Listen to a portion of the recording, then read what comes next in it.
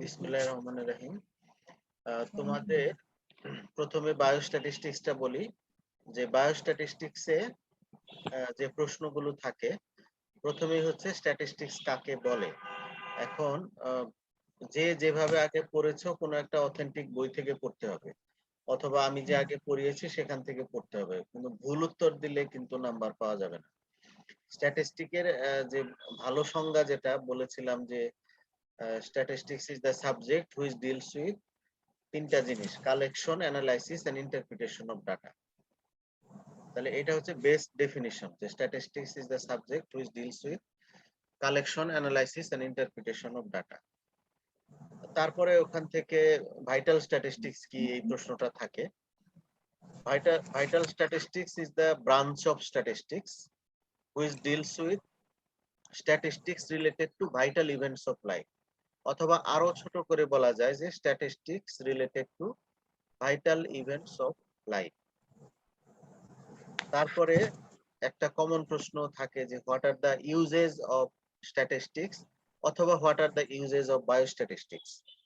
দুটো একই, তোমাদের দেখবা 10টা ইউজ আমি পড়িয়েছি, কিন্তু তোমাদের যে দুইটা পরীক্ষা হয়েছে, একটা সাপ্লিমেন্টারি মিড টার্ম আর একটা মেইন মিড টার্ম, ওখানে অনেকের উত্তর সন্তোষজনক ছিল না, এমন কথাবার্তা লিখে রাখছো যেটা আসলে স্ট্যাটিস্টিক্স এর ইউজ না। এরকম অনেক ভুল অ্যান্সার ছিল, অথবা কোনো একটা বই থেকে পড়ছো যে বইটা আমার কাছে সঠিক মনে হয় নাই, সঠিক তথ্য নাই, কাজে ওগুলো কারেকশন করতে হবে, না হলে নাম্বার তো ওইভাবে পাওয়া যাবে না। তারপরে স্ট্যাটিস্টিক্স এর যে সেন্ট্রাল টেন্ডেন্সি, সেন্ট্রাল টেন্ডেন্সি কাকে বলে, এটার ডেফিনেশনও বেশিরভাগ স্টুডেন্ট, বিশেষ করে সাপ্লি পরীক্ষার সময় সঠিকভাবে দিতে পারে না। সেন্ট্রাল টেন্ডেন্সি হচ্ছে যে অনেকগুলা ডাটা বা অনেকগুলা ইনফরমেশন যখন থাকবে, অনেকগুলো ডাটা যখন থাকবে, তার মধ্যে যে ভ্যালুগুলার টেন্ডেন্সি থাকবে মাঝখানে থাকার, মধ্যবর্তী স্থানে থাকার, সেই ভ্যালুগুলো হচ্ছে সেন্ট্রাল টেন্ডেন্সি। তাহলে central tendency is the summary measure which have a tendency to be located in the center of a series of a data. Central tendency বা central tendencies are the summary measures which have the tendency to be located in the center of a series of data. যে একটা series of ডাটার সেন্টারে থাকার যে প্রবণতা, যে ভ্যালুগুলার বা যে মেজারগুলো, সেটাই হচ্ছে সেন্ট্রাল টেন্ডেন্সি। তাহলে এইভাবে কেউ লেখো নাই, বা যেভাবে লিখেছো সেটাও যদি কারেক্ট হতো, আরো বিভিন্ন ভাবে ডিফাইন করা যায়, স্যার কিন্তু ডেফিনেশনটা স্যার আরেকবার একটু বলবেন? ডেফিনেশন কারেক্টলি দিতে হবে, ঠিক আছে? আমারটাই বলো বা অন্যটা বলো, কিন্তু কারেক্টলি দিতে হবে। অন্যটা দিলা কিন্তু ভুল, তাহলে হবে না। সঠিক স্যার সেন্ট্রাল টেন্ডেন্সি ডেফিনেশনটা আরেকবার একটু বলবেন? জি জি, central tendencies are the summary measures which have the tendency to be located in the center of a series of data. এটা তো দেওয়াই আছে, আমি যে ক্লাস নিয়েছি তখন ওখানে দেখো নাই, ওটা তো বলাই আছে বা নোটের মধ্যে আছে। তারপরে সেন্ট্রাল টেন্ডেন্সির মেজার কি কি: মিন, মিডিয়ান, মোড এন্ড পার্সেন্টাইল। এখন মিনের যে ক্যালকুলেশন, মিডিয়ানের যে ক্যালকুলেশন, এই দুটাই জানতে হবে। আর মোড তো এমনি বের করা যায়, কোন সংখ্যাটা বেশিবার আছে সেটা। তো এখন অঙ্ক করার ক্ষেত্রে আমি বলেছিলাম যে একটা নির্দিষ্ট ছক ফলো করতে হবে। আগে সূত্রটা লিখতে হবে, তারপরে মান বসাইতে হবে, তারপর লাস্টে আবার একটা অ্যান্সার লিখতে হবে। তো এখন আমি ওই মিন, মিডিয়ান, মোড করার একটু উদাহরণ দেখাচ্ছি, যারা আগে খেয়াল করো নাই, আবার ভালোভাবে খেয়াল করার জন্য আমি দেখাচ্ছি।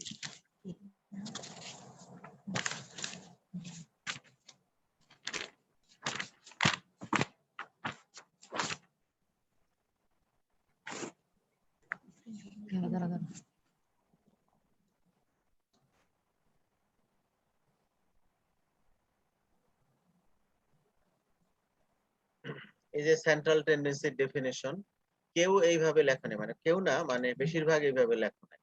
Central tendency may be defined as the summary measures that have the tendency to be located in the center of a series of data. তাহলে এইভাবে চেষ্টা করবে ডেফিনেশনটা লিখতে। মিন, মিডিয়ান, মোড, পার্সেন্টাইল, এগুলো এগুলো তো ডিটেইলস সবকিছু পড়ানো যাবে না। এইখানে দেখো যে মিনের একটা অঙ্ক দেওয়া আছে যে calculate the mean of number of 10 students. তাহলে এখানে এন বা টোটাল নাম্বার হচ্ছে 10। কয়টা সংখ্যা দেওয়া আছে? 10। এগুলার সামেশন এক্স মানে সবগুলার যোগফল হচ্ছে 659। তারপরে আমি সূত্রটা লিখলাম যে মিন বা এক্স বার সমান সমান summation x divided by n. তার মানে এই যে 669 ডিভাইডেড বাই 10 সমান সমান 65.9।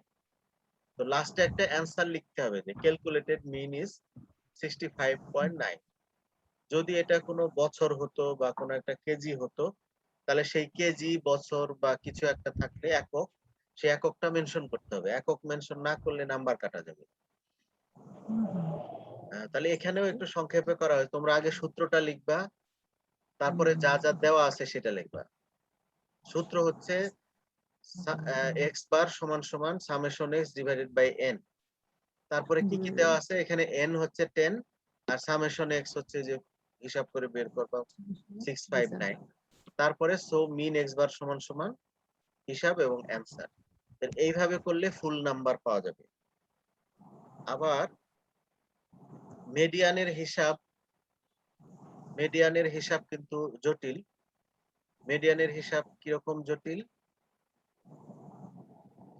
দেখো দুইটা সূত্র, কয়টা সংখ্যা দেওয়া আছে তার উপর নির্ভর করবে।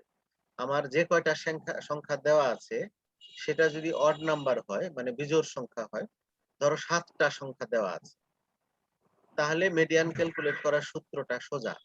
এই যে n প্লাস 1 ডিভাইডেড বাই টুথ নাম্বার। টুথ মানে অততম নাম্বার। এখানে কিন্তু n by 2 plus n by 1 plus 2 যত, সেই সংখ্যাটা কিন্তু মিডিয়ান না। মিডিয়ান হচ্ছে n প্লাস 1 বাই 2 যত তততম সংখ্যা, যেটা ওই ডাকের মধ্যে দেওয়া আছে। আবার যদি টোটাল যে কয়টা সংখ্যা দেওয়া আছে সেটা যদি ইভেন নাম্বার হয় অর্থাৎ জোড় সংখ্যক হয়, তাহলে সূত্রটা হবে ভিন্ন। n by 2 number plus n by 2 plus 1 number whole divided by 2। অর্থাৎ তখন আমার যে কয়টা সংখ্যা দেওয়া আছে তাকে 2 দিয়ে ভাগ করলে যততম সংখ্যা সেইটা, প্লাস তার সঙ্গে 1 যোগ করে যততম সংখ্যা সেইটা, এই দুইটাকে আবার 2 দিয়ে ভাগ করতে হবে। তাহলে সূত্র অড নাম্বারের ক্ষেত্রে সহজ এবং উপরেরটা, আর ইভেন নাম্বারের ক্ষেত্রে একটু কঠিন বা ডাবল সূত্র যেটা নিচেরটা। এখন আমি দুইটারই একটা করে উদাহরণ দেখাচ্ছি।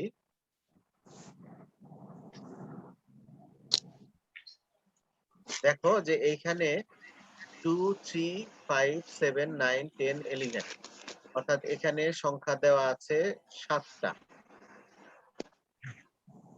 টোটাল 7টা দেওয়া আছে। তাহলে 7 কি? বিজোড় সংখ্যক। তাহলে সূত্র হবে মিডিয়ান সমান সমান n প্লাস 1 বাই 2 নাম্বার। তাহলে n হচ্ছে 7 প্লাস 1 বাই 2 নাম্বার মানে 8 বাই 2 মানে 4th নাম্বার। এখন ওই যে সংখ্যাগুলো দেওয়া আছে এখানে 4th নাম্বার কত আমি গুনবো। এই যে 2 3 5 7, এই 7 হচ্ছে আমার 4th নাম্বার। তার মানে উত্তর হচ্ছে 7 mark. Calculated median is 7 mark. যখন এরকম অড নাম্বারের মিডিয়ান আমরা ক্যালকুলেট করব তখন ডাকের মধ্যে দেওয়া আছে এরকম একটা সংখ্যাই উত্তর হিসেবে বের হবে। অর্থাৎ আমার 3 2 3 5 7 9 10 11 এর মধ্যে 7 আছে, সেই 7 আমার মিডিয়ান হিসেবে বের হলো। এখন স্যার একটা স্যার আপনার ইম্পর্টেন্ট জিনিস। জি স্যার আপনার আগের স্লাইডে তো ছিল n ডিভাইডেড বাই 2 প্লাস 1, না, সেখানে তো 1 চলে n যায়। প্লাস 1 ডিভাইডেড বাই 2 কই দেখো, এই যে এখন দেখো নিচে median n sir n plus 1 divided by 2 divided by plus 2। 1। এখানেও তো তাই, n plus 1 divided by 2 number. পার্থক্য আছে, দেখো আবার। n+1/2, এই যে n+1/2 স্যার নাম্বার। এখন যেটা ইম্পর্টেন্ট জিনিস তোমরা অনেকে ভুল করো, যে সংখ্যাগুলো দেওয়া থাকবে সেই সংখ্যাগুলোকে অবশ্যই সিরিয়ালি সাজিয়ে নিতে হবে। এলোমেলো যদি দেওয়া থাকে তাহলে ছোট থেকে বড় অথবা বড় থেকে ছোট সাজিয়ে নিতে হবে। না সাজালে এই যে আমার সপ্তম নাম্বার যদি আমি এলোমেলো করে দেই তাহলে সপ্তম নাম্বার অন্যটা আসবে, 2 আসবে, 3 আসবে, বা অন্যটা আসবে। তাহলে কিন্তু সঠিক উত্তর হবে না। এজন্য প্রথম কাজ হচ্ছে যে মিডিয়ানের ক্ষেত্রে যে সংখ্যাগুলো দেওয়া আছে সেটাকে আইদার অ্যাসেন্ডিং বা ডিসেন্ডিং, ঊর্ধ্বক্রম বা নিম্নক্রম অনুসারে সাজাইতে হবে। তারপরে সূত্রটা লিখতে হবে, সূত্রের মধ্যে মান বসাইতে হবে। তারপরে কততম সংখ্যা, যেমন এখানে 4th নাম্বার, সেই 4th নাম্বার আমি গুণে বের করেছি। 2 হচ্ছে প্রথম নাম্বার, 3 হচ্ছে দ্বিতীয় নাম্বার, 5 হচ্ছে তৃতীয় নাম্বার, 4th নাম্বার হচ্ছে 7। সেই 7টা হলো অ্যান্সার। এখানে কারো সমস্যা আছে অঙ্কটা বুঝতে? জি না স্যার। আচ্ছা, তাহলে আমরা পরের অঙ্কটা দেখি। হ্যাঁ, পরের অঙ্কটা দেখো, যে পরের অঙ্কটাতে মিডিয়ান বের করতে বলা হয়েছে, কিন্তু এখানে সংখ্যা আছে আমার 8টা, অর্থাৎ ইভেন নাম্বার, জোড় সংখ্যক সংখ্যা দেওয়া আছে। তাহলে সূত্র কোনটা হবে? ওই যে দ্বিতীয় সূত্র, যেটা একটু বড় সূত্র, সেটা এখানে ইউজ করা হয়েছে। n/2 number plus n/2 plus 1th number whole divided by 2।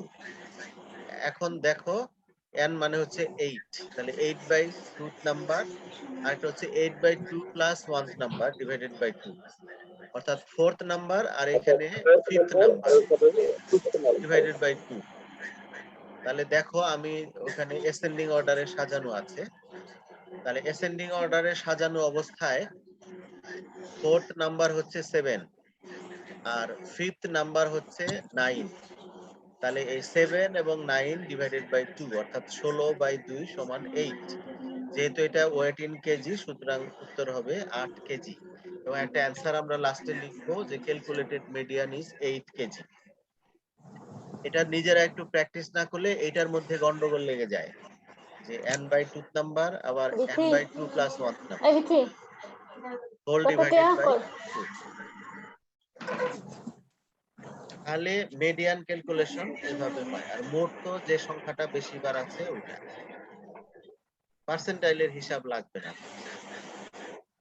Sir এখন যদি এই ম্যাথের গ্রুপ আকারে থাকে তাহলে? জি, স্যার গ্রুপ ভিত্তিক, স্যার সেন্ট্রাল টেন্ডেন্সি টেবিল আকারে থাকে যেগুলা। গ্রুপ ডাটার তো আর সেন্ট্রাল টেন্ডেন্সি তোমাদের বেলায় আসবে না। গ্রুপ ডাটার স্যার সূত্র আবার, গ্রুপ ডাটার সূত্র আলাদা, সেটা কি তোমাদের বলেছিলাম? স্যার ওটা মিড হচ্ছে টার্মে যখন মিড তখন পয়েন্ট বের বলছেন করতে হবে। এটা তো স্লাইড রেডি করা নাই, এটা হচ্ছে যে যে গ্রুপ দেওয়া থাকবে তার মিড পয়েন্ট বের করতে হবে এবং কয়টা ফ্রিকোয়েন্সি সেটার সঙ্গে গুণ করে, আর গুণ বাকি করতে হবে। জিনিস একই। আচ্ছা, এছাড়া অঙ্কের মধ্যে থাকে হচ্ছে এমএমআর ক্যালকুলেশন থাকে, এমএমআর, এটা আমি দেখাই।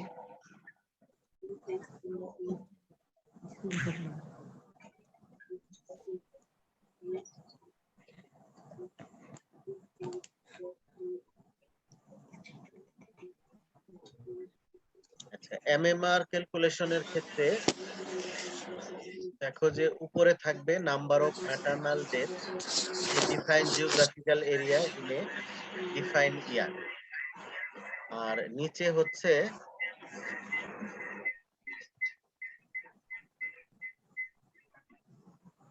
Number of live birth in the same area in the same year, এবং এটাকে এক্সপ্রেস করা যায় পার থাউজেন্ডে। পার থাউজেন্ডে এটাকে এক্সপ্রেস করা হয়, তবে 10,000-এ বা 1 লাখেও এক্সপ্রেস করা যায়। লাস্টে যে ইনটু 1000, এখানে 1000 না হয়ে আমি যত দিয়ে এক্সপ্রেস করতে চাই তত হবে ওখানে। আমি যদি হাজারে এক্সপ্রেস করি তাহলে ইনটু 10,000 হবে। আমি যদি 1 লাখে এক্সপ্রেস করি তাহলে ওখানে 1 লাখ হবে। কিন্তু মূল কথা হচ্ছে উপরে ম্যাটারনাল ডেথের নাম্বার, নিচে live বার্থের number into multiplier.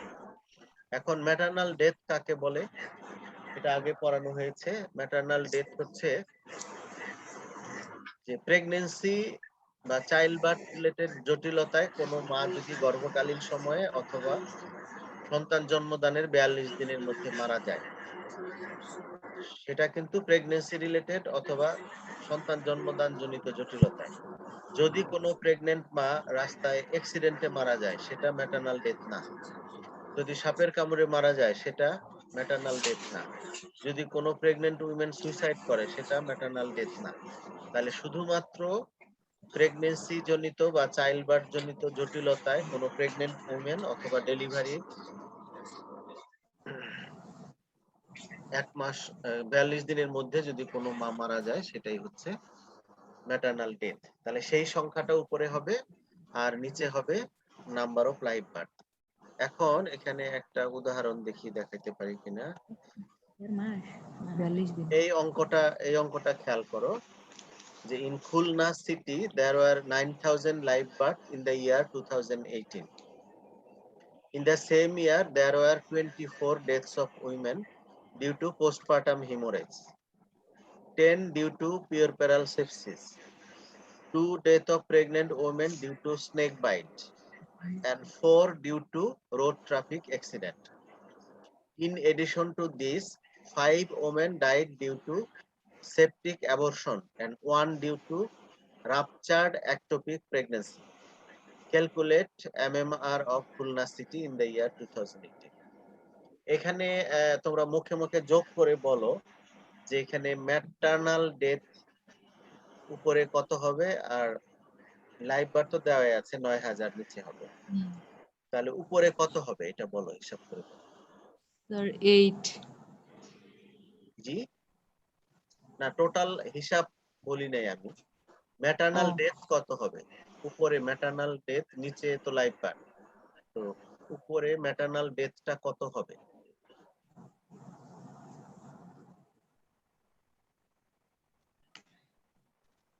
Septic অ্যাবর্শনের 5 হবে, তারপরে 1 হবে একটোপিক প্রেগন্যান্সি, আর 2 হবে স্যার প্রেগনেন্ট ওমেন। স্যার 18 জন। কতজন? 24 তো হবে 58। কতজন হবে? 30 জন। না 2 হবে না। এখন পর্যন্ত যারা বলেছো কারোটাই হয় নাই।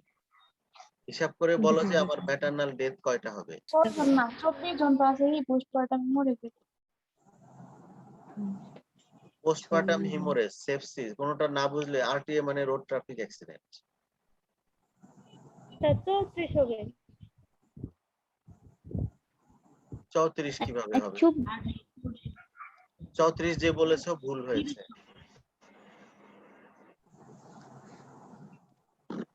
স্যার ওটা কি? স্যার পিউরপ্যারাল সেপসিস এটা কি? পিউরপ্যারাল সেপসিস অবশ্যই প্রেগন্যান্সি জনিত। স্যার 40 জন। হ্যাঁ, তো 16 জন। 40 জন যে বলেছো 40 জন, 40 40 জন স্যার।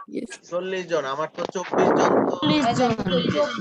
জন, তো 10 জন হচ্ছে সেপসিস, তার মানে 34 জন, আর 5 জন হচ্ছে সেপটিক অ্যাবর্শন 39 জন, একজন আর একজন হচ্ছে একটোপিক প্রেগন্যান্সি 40 জন।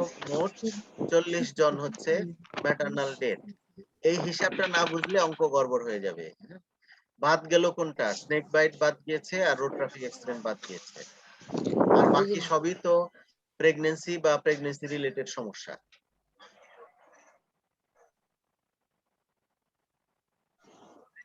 তাহলে ফর্মুলা কি? Maternal death maternal mortality rate ক্যালকুলেশনের ফর্মুলা হচ্ছে নাম্বার অফ ম্যাটারনাল ডেথ, নিচে হচ্ছে number of live birth into multiplier, এখানে লেখা হয় নাই।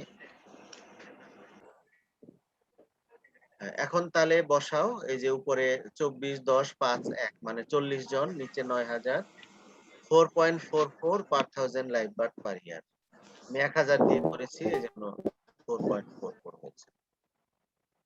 ঠিক আছে, তাহলে এমএমআর এর অঙ্ক আসলে পারবে?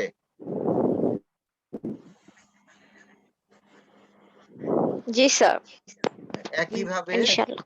একইভাবে ইনফ্যান্ট মর্টালিটি রেট, শুধু এখানে লেখা আইএমআর, উপরে হবে number of death of infant, নিচে নাম্বার অফ লাইভ বার্থ। উপরে হবে number of death of infant, কয়জন বাচ্চা মারা গেছে। ইনফ্যান্ট মানে কি আবার? জন্ম থেকে 1 বছর বয়স পর্যন্ত বাচ্চা, সেটা হচ্ছে ইনফ্যান্ট।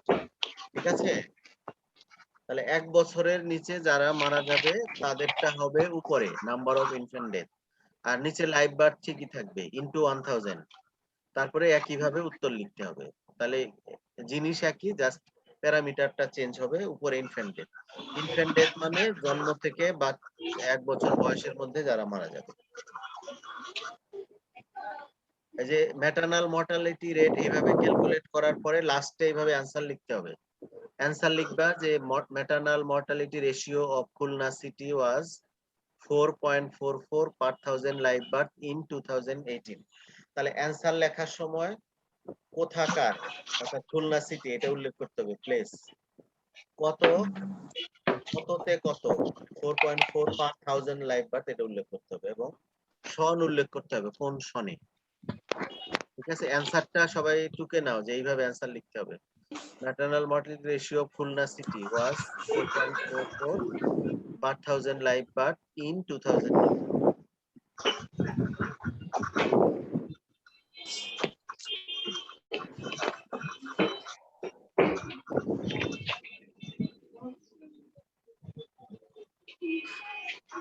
আচ্ছা, এরপরে হচ্ছে স্ট্যাটিস্টিক্স এর ডিসপারশন।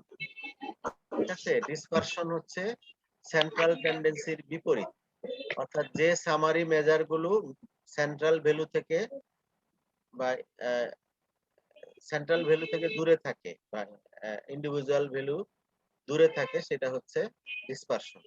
ডিসপারশনের মেজার হচ্ছে 5টা বলেছে: range, mean deviation, variance, standard deviation, আর কোএফিসিয়েন্ট অফ ভেরিয়েশন। এগুলো হলো ম্যাথমেটিক্যাল বা মেইন তোমার ডিসপারশন। এছাড়া গ্রাফিক্যাল কিছু ডিসপারশন আছে, সেগুলো আগে বলা হয়েছে। ডিসপারশন থেকে ক্যালকুলেশন সাধারণত আসে না। আর স্ট্যাটিস্টিক্সে আছে স্যাম্পলিং টেকনিক, এই যে সিম্পল র্যান্ডম স্যাম্পলিং, তারপরে সিস্টেমেটিক র্যান্ডম স্যাম্পলিং, এগুলো কিভাবে করে, এগুলো কাকে বলে, ক্লাসিফিকেশন অফ স্যাম্পলিং টেকনিক, এটা ইম্পর্টেন্ট তোমাদের জন্য। স্ট্যাটিস্টিক্সে আর কি আছে? আরো কতগুলো জিনিস আমি দেখি শেয়ার করা যায় কিনা।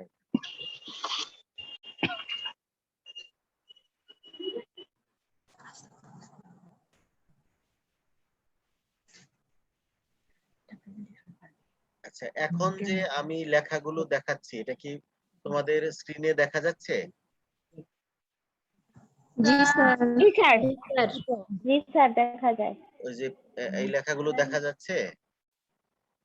জি স্যার দেখা যাচ্ছে। জি স্যার। আচ্ছা আচ্ছা, এইখানে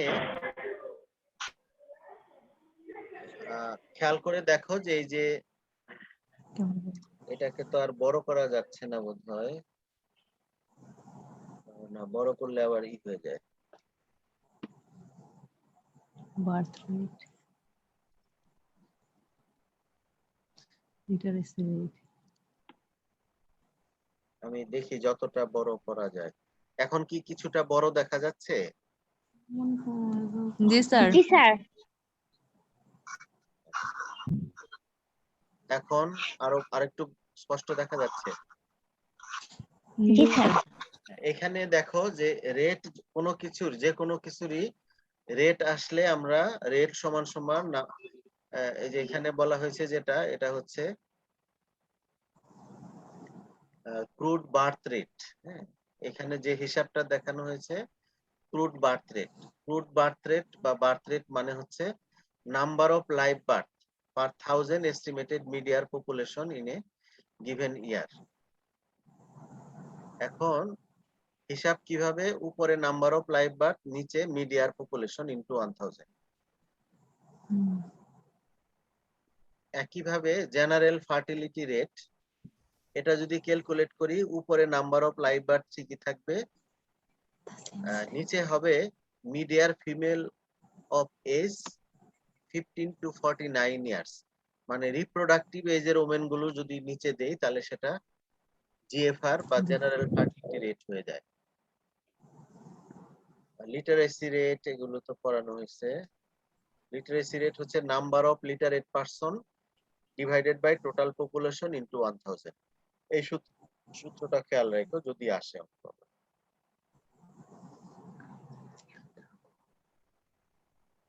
সেক্স রেশিও এটা আসে না পরীক্ষায়, তবুও মনে রাখো যে উপরে হচ্ছে নাম্বার অফ ফিমেল, নিচের নাম্বার অফ মেল ইনটু 1000।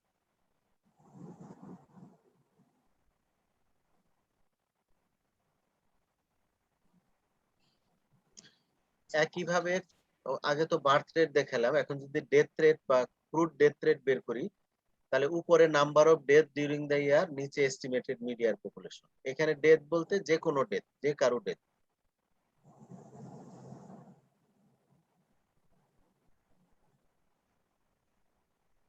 ওই যে একটু আগে যে ইনফ্যান্ট মর্টালিটি রেটের কথা বললাম, ওইটা এখানে সূত্রটা আছে। আইএমআর সমান সমান উপরে হচ্ছে number of death of children less than 1 year of age in a year, আর নিচে হচ্ছে number of live birth in the same year into 1000।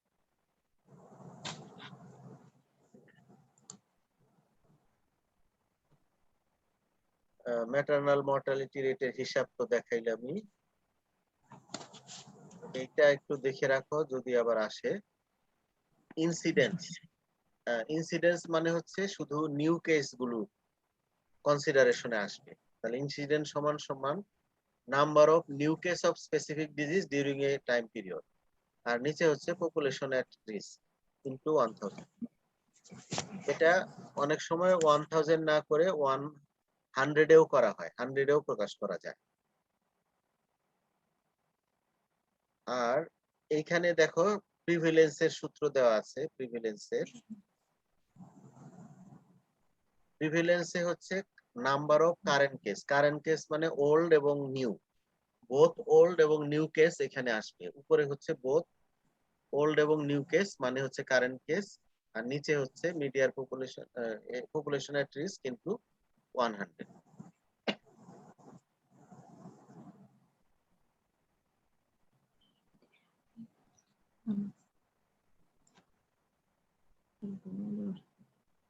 আচ্ছা, এই গেল তোমার স্ট্যাটিস্টিক্স এর মধ্যে যেগুলো থাকে। আর এপিডেমিওলজি থেকে,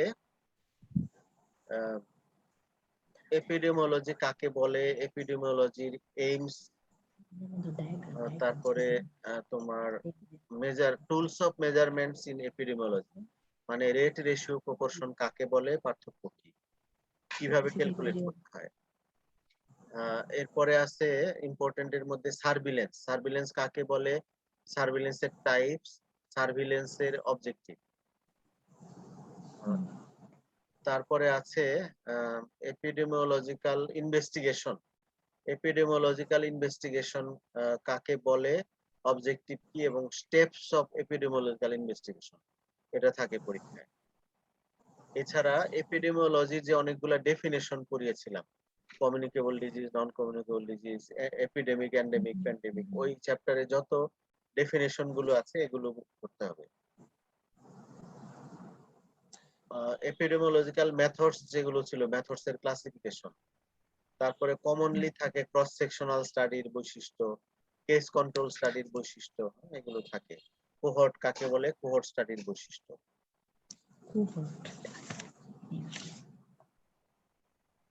আর এপিডেমিওলজিক্যাল ট্রায়াড, এপিডেমিওলজিক্যাল ট্রায়াড কি, তারপরে ট্রায়াডের যে কম্পোনেন্ট গুলো, এজেন্ট কাকে বলে, এজেন্টের টাইপস উদাহরণ সহ, হোস্ট কাকে বলে, হোস্টের টাইপস, এনভায়রনমেন্ট কাকে বলে, এনভায়রনমেন্টের ক্লাসিফিকেশন।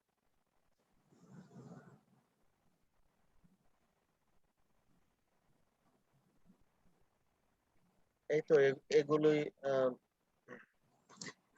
মেইনলি থাকে। আরেকটা তোমাদের যেটা প্রবলেম তোমরা বলেছো যে অনেক ডাটা দেওয়া থাকে, সেটাকে আমি কিভাবে টেবিল, গ্রাফ বা পাই চার্ট বানাবো। এখানে খেয়াল করতে হবে, যদি তোমার কোয়ালিটেটিভ ডাটা দেওয়া থাকে তাহলে হয় বার ডায়াগ্রাম করবে অথবা পাই ডায়াগ্রাম করবে। যদি একদম উল্লেখ করে দেয়া থাকে পাই পাই ডায়াগ্রাম করো, তাহলে তো পাই আঁকতে হবে, অন্য কিছু করা যাবে না। কিন্তু যদি উল্লেখ না থাকে তাহলে বার ডায়াগ্রাম আঁকবে। পাইয়ের চাইতে বার ডায়াগ্রাম ড্র করা সহজ। হ্যাঁ, জি স্যার। একটা এক্স অ্যাক্সিস আর একটা ওয়াই অ্যাক্সিস দিয়ে তারপরে যে ডাটা দিয়েছে সেইটা অনুযায়ী স্তম্ভটাকে বা আমার যে বার সেটাকে সেই অনুযায়ী লম্বা করতে হবে। যেটা বেশি সেটা লম্বা হবে, যেটা কম সংখ্যক সেটা খাটো হবে। আর যদি টেবিল করতে বলে, টেবিল করতে গেলে অনেক সময় ডাটাকে গ্রুপিং করে নিতে হয়। যেমন ধরো 20 জন মানুষের বয়স দেওয়া থাকতো, তো বয়সগুলা যদি টেবিলে প্রকাশ করতে বলে তাহলে বয়সকে তুমি ধরো 10 গ্যাপ দিয়ে দিয়ে বা 5 গ্যাপ দিয়ে দিয়ে ক্লাসে ভাগ করে নিবে। ধরো এলোমেলো ভাবে অনেক বয়স দেওয়া আছে 10 জন 20 জন মানুষকে, তো তুমি সাজিয়ে নিবে যে 10 বছর থেকে 20 বছর এর মধ্যে কয়জন আছে। তাহলে 10 থেকে 20 ধরো 5 জন আছে। আবার 20 থেকে 30 6 জন আছে, 30 থেকে 40 3 জন আছে। তাহলে এইভাবে তুমি প্রথম প্রথম কলামে থাকবে হচ্ছে ক্লাস গ্রুপিং বা ক্লাসটা থাকবে, এই যে 10 থেকে 20, 20 থেকে 30 বা 30 থেকে 40। দ্বিতীয় কলামে থাকবে ফ্রিকোয়েন্সি, অর্থাৎ কয়জন, এই যে 10 থেকে 20 কয়জন আছে, 20 থেকে 30 কয়জন আছে, এরকম। আর লাস্টের কলামে থাকবে পার্সেন্টেজ, অর্থাৎ তুমি পার্সেন্টেজ বের করতে হবে। ধরো টোটাল 20 জনের বয়স দেওয়া আছে, তাহলে 20 জনের মধ্যে 7 জন আছে 10 থেকে 20 বছর, তাহলে এই 20 এর মধ্যে 7 কত পার্সেন্ট সেটা ওই বরাবর। আবার 3 জন আছে 30 থেকে 40 বছর, তাহলে এই 3 জন 20 জনের কত পার্সেন্ট সেটা হবে ওই ঘরে। অর্থাৎ 3টা কলামে ভাগ করে, একটাতে ক্লাস, আরেকটাতে ফ্রিকোয়েন্সি, আরেকটাতে পার্সেন্টেজ, এইভাবে টেবিল আকারে প্রকাশ করতে হবে। এগুলো আগের ইয়ার গুলাতে যে প্রশ্নগুলো আসছে ওইগুলো সলভ করো, তাহলে ওরকম কমন করবে। স্যার আগের স্যার ইয়ারের কোশ্চেন গুলো স্যার আমরা দেখছিলাম স্যার, দু একটা প্রবলেম ছিল। বলো। স্যার এখানে একটা কোশ্চেন আছে স্যার আপনার, স্যার স্যার ইপিডি এর মধ্যে থেকে একটা বলতেছি sir, write down the difference between incidence and prevalence in a community 3000 people were affected by dengue. Among them 18 deaths were reported. Calculate the fertility rate of dengue. Fertility rate না, fatality rate. Fatality rate. Fatality rate. কয়জন আক্রান্ত হয়েছিল? Sir 3000। Sir আক্রান্ত হচ্ছে sir 3000। হ্যাঁ, 3000 এর মধ্যে 40 জন মারা গেছে, তাহলে 40 বাই 18 জন। 3000 ইনটু 100। মারা গিয়েছে কতজন? 18 জন। 18 জন, জি স্যার। তাহলে 18 বাই 3000 ইনটু 1000, যা আসে অত পার্সেন্ট। কেস ফ্যাটালিটি রেট অত পার্সেন্ট। স্যার ঠিক আছে? আরেকটা কোশ্চেন হচ্ছে স্যার, স্যার আচ্ছা, নেম সাম যদি ফার্টিলিটি যদি লাইন ইন্ডিকেটর। কেটে যায়, শোনো আমার জুমের টাইম হ্যাঁ স্যার। শেষ, লাইন যদি কেটে যায় আবার কানেক্টেড হবে। জি স্যার। স্যার আরেকটা কোশ্চেন ছিল sir, to collect data regarding immunization coverage of less than 5 children in a community, what may be the method of data collection and research instrument? আবার পড়ো, প্রথমে কি বলছে? To collect data regarding immunization coverage of less than 5 children in a community, what may be the method of data collection and research মানে instrument? 5 বছরের কম বয়সী মানুষের ওই টিকার তথ্য সংগ্রহ করার জন্য কোন ইনস্ট্রুমেন্ট বেটার? ইনস্ট্রুমেন্ট হবে কোশ্চেনিয়ার, হ্যাঁ, অথবা কেস রেকর্ড ফর্ম, দুটোই কারেক্ট হবে, কেস রেকর্ড ফর্ম অথবা কোশ্চেনিয়ার। আর মেথড Instrument. হচ্ছে ইন্টারভিউ অফ দ্য প্যারেন্টস, বাবা মার ইন্টারভিউ নিতে হবে। আর স্টাডি হবে ক্রস সেকশনাল ডেসক্রিপটিভ স্টাডি করতে হবে।